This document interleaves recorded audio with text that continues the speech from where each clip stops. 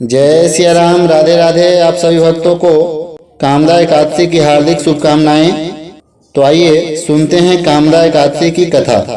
तो एक बार प्रेम से बोलिए विष्णु भगवान की जय, माता लक्ष्मी की जय। युधिष्ठिर जी कहते हैं वासुदेव जी से, हे वासुदेव, आपको नमस्कार है। कृपया आप यह बताइए कि चैत्र शुक्ल पक्ष में किस नाम की एकादशी होती है। भगवान श्री कृष्ण बोले, हे राजन, एकाग्रचित होकर यह पुरातन कथा सुनो, जिसे वशिष्ठ जी ने राजा दिलीप के पूछने पर कहा था। दिलीप पूछते हैं, हे भगवान, मैं एक बात सुनना चाहता हूँ। चैत्र मास के शुक्ल पक्ष में किस नाम की एकादशी होती है। वशिष्ठ जी कहते हैं, हे राजन, चैत्र शुक्ल पक्ष में कामदा नाम की एकादशी होती है। वह परम पुण्यमयी है। पाप रूपी ईंधन के लिए तो वह दवानल ही है। प्राचीन काल की बात है, नागपुर नाम का एक सुंदर नगर था, जहाँ सोने के महल बने हुए थे। उस नगर में पुंडरीक आदि महाभयंकर नाग निवास करते थे। पुंडरीक नाम का नाग उन दिनों वहाँ राज्य करता था। गंधर्व, किन्नर और अप्सराएं भी उस नगरी का सेवन करती थी। वहाँ एक श्रेष्ठ अप्सरा थी जिसका नाम ललिता था। उसके साथ ललित नाम वाला गंधर्व भी था। वे दोनों पति पत्नी के रूप में रहते थे। दोनों ही परस्पर काम से प्रीत रहा करते थे। ललिता के हृदय में सदा पति की ही मूर्ति बसी रहती थी और ललित के हृदय में सुंदरी ललिता का नित्य निवास था। एक दिन की बात है, नागराज पुंडरीक राजसभा में बैठकर मनोरंजन कर रहा था। उस समय ललित का गान हो रहा था, किंतु उसके साथ उसकी प्यारी ललिता नहीं थी। गाते गाते उसे ललिता का स्मरण हो आया, अतः उसके पैरों की गति रुक गई और जीभ लड़खड़ाने लगी।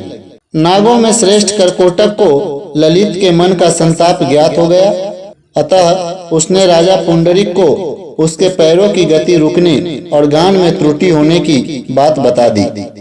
करकोटक की बात सुनकर नागराज पुंडरीक की आंखें क्रोध से लाल हो गई। उसने गाते हुए कामातुर ललित को शाप दे दिया, हे दुर्बुद्धे, तू मेरे सामने गान करते समय भी पत्नी के वशीभूत हो गया, इसलिए राक्षस हो जा। महाराज पुंडरीक के इतना कहते ही वह गंधर्व राक्षस हो गया। भयंकर मुख, विकराल आंखें और देखने मात्र से भय उपजाने वाला रूप, ऐसा राक्षस होकर वह कर्म का फल भोगने लगा। ललिता अपने पति की विकराल आकृति देख मन ही मन बहुत चिंतित हुई। भारी दुख से वह कष्ट पाने लगी। सोचने लगी, क्या करूं, कहाँ जाऊं, मेरे पति पाप से कष्ट पा रहे हैं। वह रोती हुई घने जंगलों में पति के पीछे पीछे घूमने लगी। वन में उसे एक सुंदर आश्रम दिखाई दिया, जहाँ एक मुनि शांत बैठे हुए थे। किसी भी प्राणी के साथ उनका बैर विरोध नहीं था। ललिता शीघ्रता के साथ वहां गई और मुनि को प्रणाम करके उनके सामने खड़ी हुई। मुनि बड़े दयालु थे। उस दुखनी को देखकर वे इस प्रकार बोले, सुबह, तुम कौन हो, कहाँ से आई हो, मेरे सामने सच सच बताओ। ललिता ने कहा, हे महामुनि, वीरधनवा नाम वाले एक गंधर्व है। मैं उन्हीं महात्मा की पुत्री हूँ। मेरा नाम ललिता है।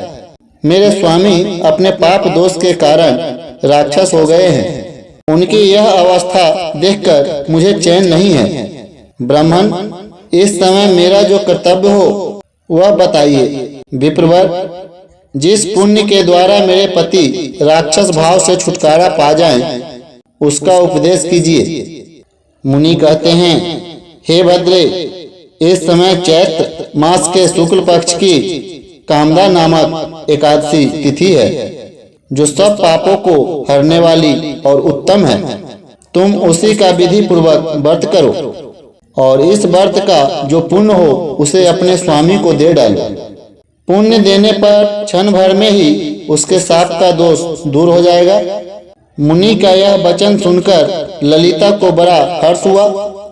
उसने एकादशी को उपवास करके द्वादशी के दिन उन ब्रह्म ऋषि के समीप ही भगवान वासुदेव के श्री विग्रह के समक्ष अपने पति के उद्धार के लिए यह वचन कहा। मैंने जो यह कामदा एकादशी का उपवास व्रत किया है, उसके पुण्य के प्रभाव से मेरे पति का राक्षस भाव दूर हो जाए।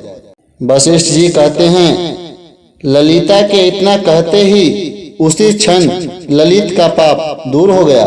उसने दिव्य देह धारण कर लिया, राक्षस भाव चला गया और पुनः गंधर्व तत्व की प्राप्ति हुई।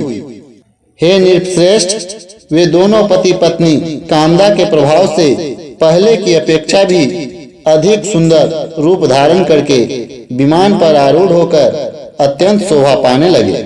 यह जानकर इस एकादशी के व्रत का यत्न पूर्वक पालन करना चाहिए। मैंने लोगों के हित के लिए तुम्हारे सामने इस व्रत का वर्णन किया है।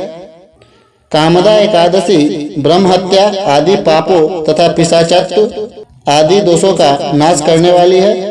हे राजन, इसके पढ़ने और सुनने से वाजपेयी यज्ञ का फल मिलता है। जो मनुष्य अपने सुखों का चिंतन करे यह बुरा नहीं है, किंतु समय असमय ऐसा चिंतन मनुष्य को उसके कर्तव्यों से विमुख कर देता है, जिससे उसे घोर कष्ट भोगने पड़ सकते हैं। गंधर्व ललित ने भी राक्षस होकर घृणित कार्य किए और कष्ट भोगे, किंतु भगवान विष्णु की कृपाओं का कोई अंत नहीं है। वह मनुष्य को उसका मनचाहा फल देते हैं, किंतु जब मनुष्य स्वयं कर्म करे, किसी दूसरे को अर्पण करे, तो उसका वह कर्म तप से भी अधिक प्रभावशाली होता है और पुण्यदान करने वाला देवतुल्य हो जाता है। प्रेम से बोलिए भगवान विष्णु की जय, माता लक्ष्मी की जय।